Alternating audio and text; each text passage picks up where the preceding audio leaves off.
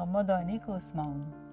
تخيلوا ان في يوم من ايام رمضان الشمس فيه كانت حامية قوي، الدنيا حر قوي وزحمة جدا، كل الناس في الشوارع، وانتوا الثواني بقى بتعدي عليكم ببطء شديد.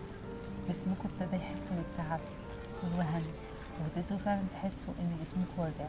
في الايام دي بيبقى فيه تعب ووجع مستخبي ورا وشوش هادية، بس جوه القلوب في حاجة تانية خالص.